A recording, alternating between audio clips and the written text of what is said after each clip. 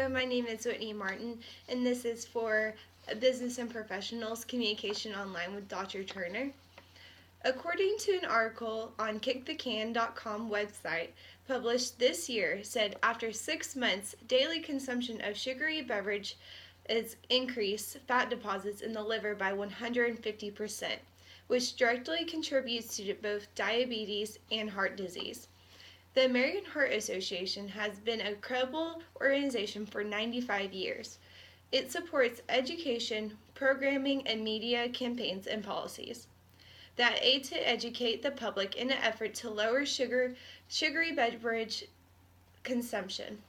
In a 2018 policy brief titled Tier Taxation on Sugary Drinks, the American Heart Association claims it is expected that a sugary drink increase of at least 20% from sugary drink taxes would lead to a marked reduction in sugary beverage drink consumption of up to 20 to 25%.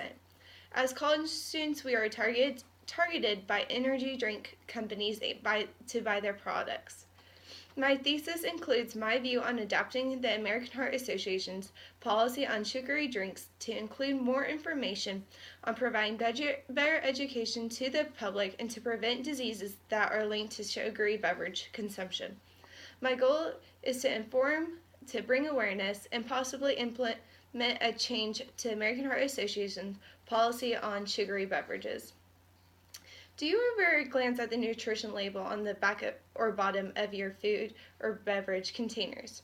Do you know there is policy set in place to discourage you not to buy those products?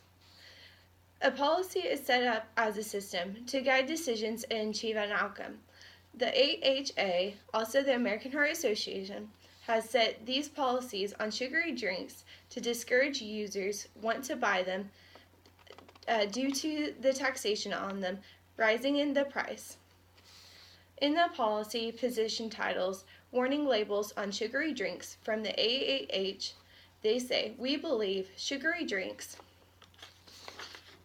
warning labels should be designed drawing from the existing evidence with regards to graphic images and messages that these have the potential to show the greatest health benefit. Consumers need to be informed on why the AHA wants consumers to lessen the use of sugary drinks, not just imposing taxes on them. The AHA needs to adapt to their policy plans on how they will educate the public on their beliefs on this product that they have set a policy/taxation on. In the article, bphc.org titled Health Effects on Sugary Drinks 2013, sugary drinks can cause heart disease, tooth decay, diabetes, obesity, and metabolic syndrome. Here is a quote from this website.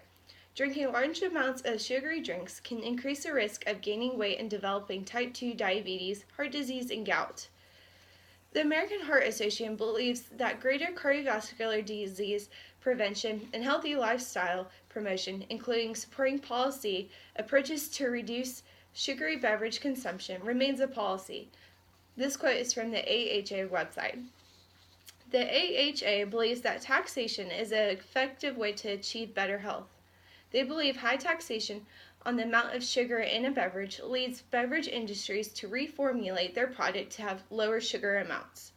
The most common sugary beverage taxation policy currently effective in the United States is per volume, 1 to 2 cents tax per fluid ounce. I learned this on an article I found on the AHA website titled Tier Taxation on Sugary Drinks from 2018. Incentives by taxation beverages at different rates, depending on sugar content, is the approach that tier taxation provides. Here's another quote. Is it expected that a sugary drink price increase of at least 20% from sugary drink taxes would lead to a marked reduction in the consumption of it?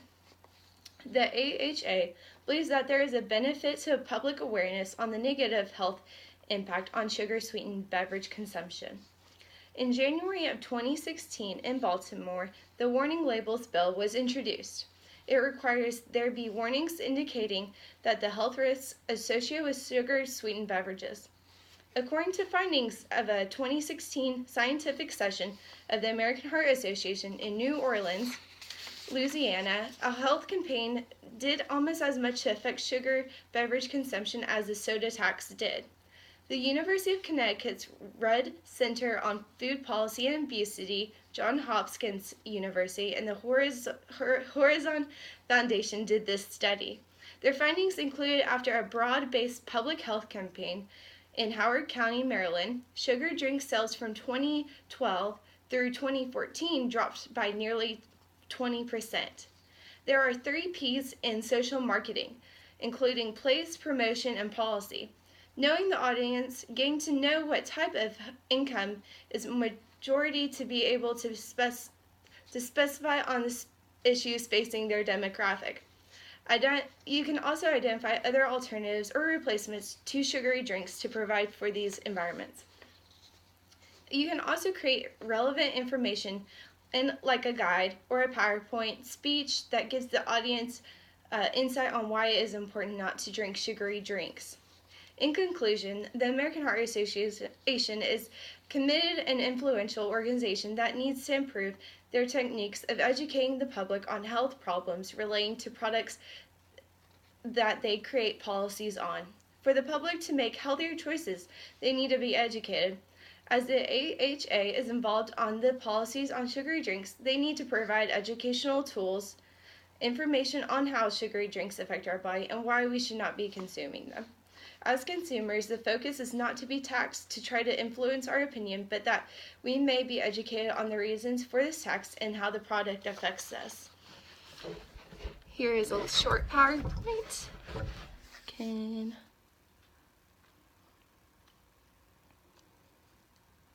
just has a couple of quotes. Thank you.